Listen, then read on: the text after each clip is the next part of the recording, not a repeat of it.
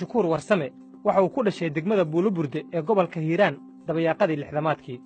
Isla Buuluburde ayuu kaga baxay dugsiga hoose dhexe iyo sare ka hor inta aanu ku biirin jaamacadda caalamiga ee Afrika ee waddanka Suudaan, halkaas oo uu ku qaatay shahaadada sharciga. National University of Malaysia ayuu sidoo kale ka dhammaystay shahaadada labaad ee jaamacadda oo uu ka diyaariyey Law Comparative Federalism. wuxuu koorsooyin la xiriira qorshaynta, hoggaanka, maamulka, xallinta khilaafaadka, dhismaha nabadda iyo xiriirka istiraatiijiyaadka uu ku sameeyey macadka hoggaanka iyo maamulka ee London. Ka hor inta aanu siyaasadda ku biirin, Cabdiraxmaan waxa uu madax ka noqday Hay'atul Culya oo uu kaga shaqeeyey arrimaha samafalka, isagoo intaa kadibna u dhaqaaqay arrimaha siyaasadda. waxa uuna ka mid ahaa asaasayaashii Somali Concern Group iyo Somali Diaspora Conference. waxa uu madax ka soo noqday xarunta saddexaad ee islaamiga ah ee ugu weyn dalka Ingiriiska ee North London Islamic Center. waxa uu soo ahaa tiftiraha mareegta goobjoog iyo majalada Hiiraal, isagoo 10kii sano ee la soo dhaafay xubin joogto ah ka ahaa xarunta daraasaadka xiriirka dawliga ah ee Chatham House.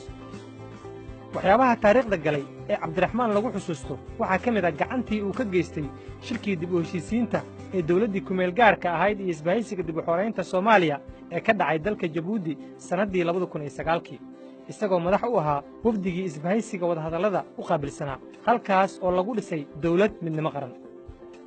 kunka tallaabo waxaa la yidhahdaa waxay ka bilaabataa midda ugu horreysa. waxaan rajaynayaa tii ugu horreysay jidkeedii inaan saaranahay, kunkana aan ku tegi doono. dadka Soomaaliyeed aad ayay u daaleen, aad ayay u dhibtoodeen, gaar ahaan 2 sano ugu dambeysay. intaan ka badan dhib ma qaadi karaan. marka waxaan rajaynayaa taas inay keeni doonto in ummadda Soomaaliyeed ay gacmaha isqabsato, dal madax bannaan iyo dad walaalo ah iyo dal midan aan heli doono hadduu Ilaahay yidhaahdo. baarlamaanka Soomaaliya ayuu xubin ka noqday isla sanadaas. waxaa dawladdii la dhisay uu ka noqday wasiirka qorshaynta iyo iskaashiga caalamiga ah. intii uu xilkaasi hayay ayuu gacan weyn ku lahaa guulo diblomaasiyadeed oo Soomaaliya u soo hoyday, isagoo markii ugu horreysay muddo 20 sano ah shir guddoomiye ka noqday shirkii wasiirada arrimaha dibadda jaamacadda Carabta ee ka dhacay dalka Masar. Cabdiraxmaan waxa uu madax u noqday guddi jaamacadda Carabta ay u saartay xallinta khilaaf ka dhex jiray waddamada Suuriya iyo Ciraaq, isagoo hoggaamiyey in khilaafka si degdeg ah loo xalliyo. وبهذه المناسبة الفريدة التي يترأس فيها الصومال مجلس الجامعة نقدم شكرا العميق لجمهورية مصر العربية الشقيقة. تنعقد هذه الدورة والعالم العربي يواجه بصفة عامة تحديات سياسية واقتصادية واجتماعية جمة. markii la dhisay dawladda federaalka ah ee Soomaaliya sanadii 2012 waxa uu la taliye u noqday madaxweyne Xasan Sheekh Maxamuud, waxaana loo xil saaray shirkii London, isagoo sidoo kale gacan ku lahaa wadahadalladii dawladda federaalka iyo Jubbaland.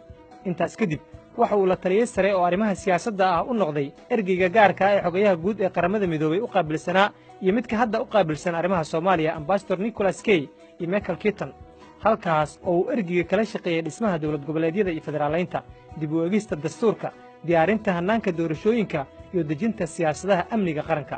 kadib wada tashiyo dheer oo uu qayb ka ahaa Cabdiraxmaan kana dhacay dalka gudihiisa iyo dibaddiisa ayaa lagu dhisay xisbiga Wadajir, iyadoo ugu dambayntiina uu xisbigu go'aansaday in Cabdiraxmaan Cabdishakuur Warsame uu noqdo musharaxa xisbiga ee doorashada madaxtinimada Soomaaliya 2016.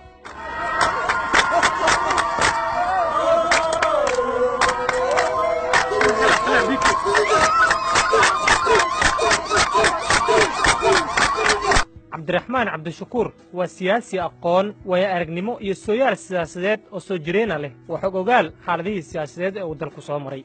waa geesi, karti iyo dulqaad badan, waa siyaasi dhextaal u ah jilalka siyaasadeed ee Soomaaliya ku hardamaya. waa siyaasi galaangal u leh xoogagga siyaasadeed ee kala aragtida duwan ee ka jira waddanka Soomaaliya.